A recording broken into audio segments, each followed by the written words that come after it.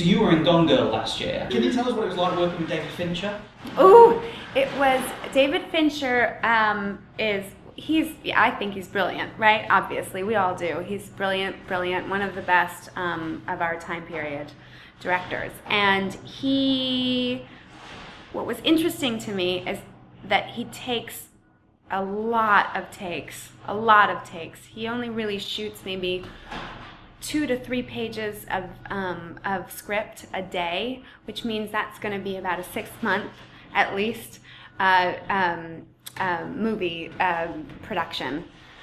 And I was in a 2-page scene, and I was there for 3 days shooting, which was fascinating, really interesting, crazy. I'm mostly from the world of television, and in television there's always a time constraint, so you have to move fast, and you really only get 2 or 3 takes each setup, wherever they put the camera and whatever size they put you in. You get 2 or 3 takes in that size, and then you got to move on. But with David Fincher, we did at least 20 takes every setup, which the first 7 takes, you after the 7th one, you kind of go, I'm blowing it. This is not going good. I'm gonna lose my job any minute. And then after the next 7, you go, it's not about me.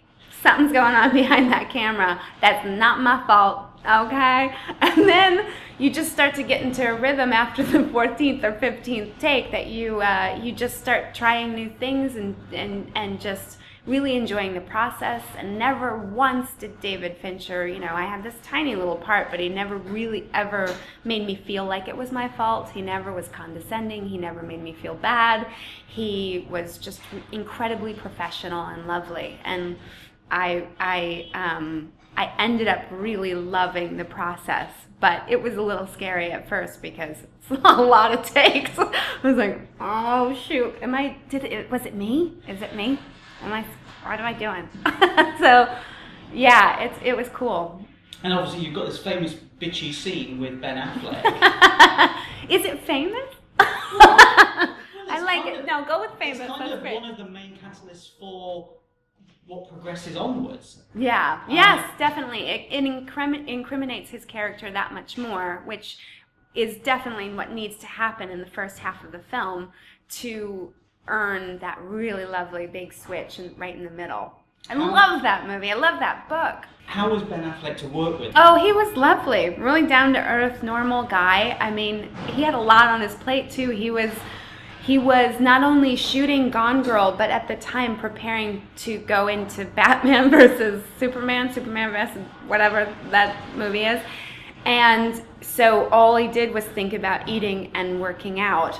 And also, filming Gone Girl, which is a psychological thriller, which he had a really tough part because he had to be the normal guy who you think may have done it.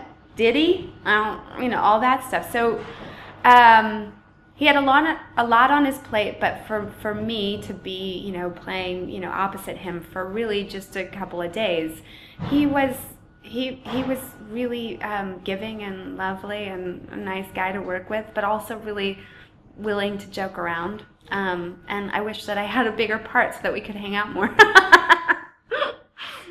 Yeah. Did you get to keep that picture?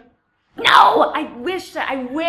No, this was the craziest thing, is that we get done with this scene and David goes, because I can't work the prop phone that they gave me, because I'm a little bit of an idiot when it comes to props. So I couldn't really take the actual selfie picture when we were in the midst of shooting the scene. So David Fincher gives me his iPhone, his personal iPhone, and says, all right, you're going to go through the entire scene. We're going to clear out the hallway, get rid of everybody, so it's just you and Ben running this scene together, and record on my phone the entire scene so that I can lift a still from that recording. And before we start going, I just had this surreal moment of I'm holding David Fincher's phone and I'm about to act with Ben Affleck with no one around. We're just going to run a scene together. and it was so cool. Like, you know, when do you get those experiences in life to be a part of something that's just really neat?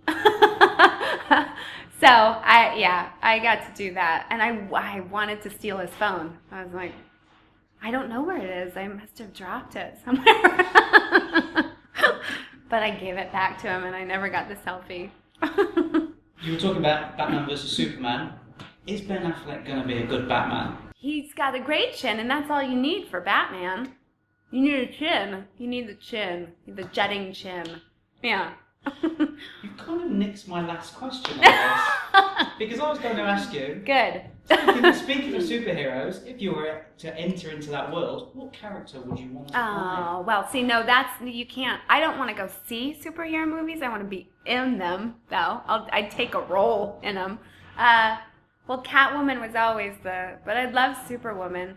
Anything, you know, I'm a third-degree black belt in Taekwondo, and the reason why I started doing that was because Jennifer Garner, who's Ben Affleck's wife, starred in a little show called Alias, which was one of my favorite shows of all time, and she studied Taekwondo to get ready for that role and to be able to do that role, and so I was so inspired that so I would love to be a part of like an action-y type of run around in tight clothes, run around in rubber clothing, and it not be a porno. That would be great. I'd love to, you know, it's either a superhero movie or porn, you know, depending on what you're wearing and what the script says you have to do. Well, I was thinking about it on the way over, and I kind of thought, there's quite a lot of female superheroines who, you know, you could possibly play. There's a lot with blonde hair. But I think we would be perfect for Sorceress if they ever did a remake of the He-Man. She was guardian of Castle Grayskull. I'll take it. I'll take the job. Done. Sign me up. What does she have to say? Does she have an English accent? Does she have an English accent? No. Okay, good. Then I can do it. She turns into a bird. Is she from the Midwest? Is she from America? She can be wherever she wants to be. Okay, great. A bird. That's great. I'm a bird lady. I own birds, so I know all about birds, so let's do it. Let's do it.